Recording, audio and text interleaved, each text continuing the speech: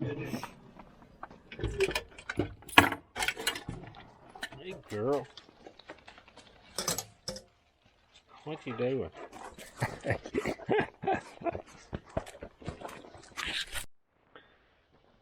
Morning, everybody. Jason Rose, Hollis Farms. Didn't get down here too early this morning. I had to go to the doctor this morning for my little pre-op for this next little surgery operation or whatever we got to do in a few days. But anyway, a lot of rain last night again. Beautiful day today, good wind. Gonna do some drying out today. Still a little cool, but not too cool, but a beautiful day. Finna get something out, and me and Rose gonna do a little feeding about all. But I'm finna get something out of the Lexus and show y'all and give y'all a little history today. All right, so I'm not sure I have ever talked about this before. Y'all notice, got a little box call out. Hey Rose, what you doing? What you doing? All right, go play. Go play. Got a little chalk. All right, let's get all right, so let's do a little history lesson. I am 48 years old. I started turkey hunting. Me and my dad started turkey hunting at the same time. I was 10 years old, never how old he was then. So this is gonna be my, I'm gonna turn 39. This is gonna be my 29th. I'm 29 and 10. No, 40, I'm 48. This is gonna be my 39th turkey season. Wow, I'm getting old. But we still hanging in there. I've never said I was a world champion turkey caller, and never will be. I don't practice enough for that, but I have learned how to kill them, and that's what counts. I'm not worried about a contest. My contest is in the woods. But anyway, I was thinking about this day. I was kind of starting to play with my turkey calls a little bit. I got to get some new mouth calls. But we went over to, me and my dad went over when I was 10. We went over to a outdoor extravaganza thing in Birmingham. I believe it was in Birmingham, Alabama. Ben Rogers Lee was there. Most of y'all probably haven't, a lot of y'all have never heard of him. But anyway, Lynch, my mind's going crazy, y'all. Anyway, Lynch makes 2 box calls, or did back then. I don't even know what they make anymore. They made this one-sided one, which what I mean by that, it's got a stop. It's just got one side, and then this is called the Foolproof, and then they have one called the World Champion. That's what my dad got, and he still got it, double-sided. So anyway, I used, up until about 2 years ago, maybe 3 years ago, I started for 35 or 6 years, I started every morning with this box call. I usually go to a mouth call of some sort. I've been playing with slate calls pretty good bit the last couple of years just because I need to and I like them. I've just never practiced a lot with them. The box call was what I always went to. This thing, when I got it, it was a light brown. It's hard to see on the inside, but this thing is dark now. My hands, I guess oil and just time has gotten to it. But I don't know if I'll break this thing out.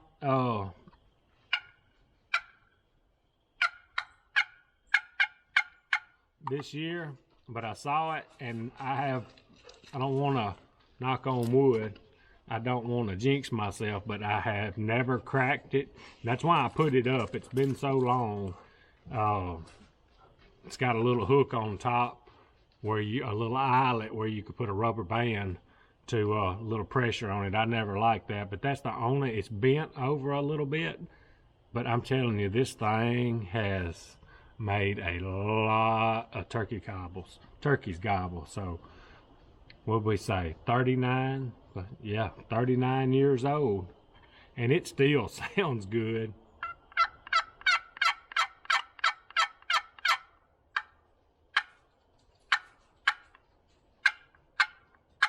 I've got a couple of more calls that I'm playing with, new ones that I'm trying to get. Now, I probably won't never perfect them, but I'm trying to get better at, and I'm gonna show y'all in a few days.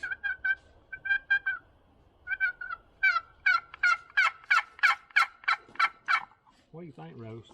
But anyway, so we're going into a 39th season turkey hunting. I'll be 49 before the season's over. That's why I say 39. But I used to sit down when they was getting ready to gobble. I'd just get light with it, like they waking up. And you can get loud. Like I said, I'm not a professional by no means. Kind of make it sound, almost sound like a jakey up right there.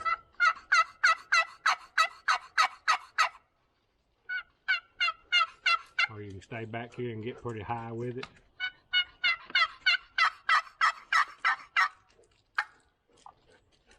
Lynch foolproof. That thing's been around a while. I carried that thing in my bag for years and years. Thank goodness I never broke it. That's why I put it up. And I've got a sack full of box calls. I don't know why. I've always liked the box calls.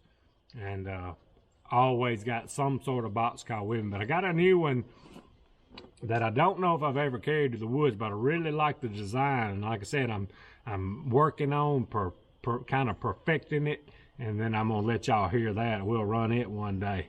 But little history, a lot of years of turkey hunting. When we first started, we didn't have a lot of turkeys. Man, if you just heard one gobble, you had a heck of a day. And things have changed. We've worked hard. My place at home, I've seen it be one of the best places I've ever been, and I've seen it go. I've seen it start at one of the worst places I've ever been. I've seen it go to one of the best places I've ever been, and I've seen it go down again, and it's on its way back up, and that was due to some stuff that went on other properties around us. But it's coming back. A lot of the stuff we've done and the property that joins us is getting back better too. So turkeys kind of come and go. People worry a little too much about, we ain't got no turkeys. Most of them's not doing anything for the habitat for them. That's the biggest thing. And the big thing these days, with everything out there these days that you can get your hands on, and the shells and the decoys, the camo. I can remember when Mossy Oak, this bottomland, first came out. It was a game changer. Ain't no doubt. I don't worry that much about it for deer hunting, but turkeys, I'm telling you, this bottomland and the real tree and stuff that came along, tree bark, it was a game changer in the turkey woods. I remember when I started, I just had some old army type camo, and I was using an old Belgium Browning humpback 12 gauge. Probably had number 6s back then. We didn't have a clue what we was doing, and they had to get in there about 20 or 25 to even think about shooting. And I shot a bunch of them early on, too far, didn't get, and all them things were just bouncing off of them. But it's came a long way, really and truthfully. People don't know it that are younger, but if you can't kill a turkey these days with the equipment and the shells, I mean, you can take a 12 gauge and it's a 100-yard gun these days. I'm not shooting one that far. I still like to get them in there tight because that's the fun part of me. But if you can't kill one these days, probably need to hang it up, because it's not really such thing as a field bird anymore with the type of shells and all that out there. Everything's changed. I'm not gonna say it's for the best or the worst. We need everybody in the woods we can get. That Rose is ready this morning. But you know, you gotta kind of pay attention. If people's complaining that don't have any turkeys and they've shot them all up, everything up that was gobbling, you know, they're not making turkeys, you know, you can do it to yourself. You kind of got to back off on that trigger finger if you're getting to where you can kill too many. And not have any to raise. But anyway, that wasn't what this video was about. I just got to rambling. It was more about this nearly 40-year-old turkey call. Still calls just good. When I started, I always called with it like this by holding the paddle. And there is a difference how you hold these things. Hey, girl. I've always been in the habit to where when I go across, I pick up.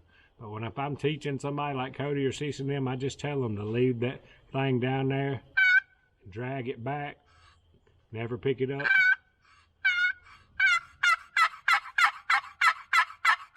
That's all you need to do. I used to worry about when I was coming on that backstroke that turkey would hear that, and I just taught myself to pick it up like that. I very seldom ever call with it laying on there, but that's the way I try to teach everybody. It's just easier, but I'm just in such a habit, I guess.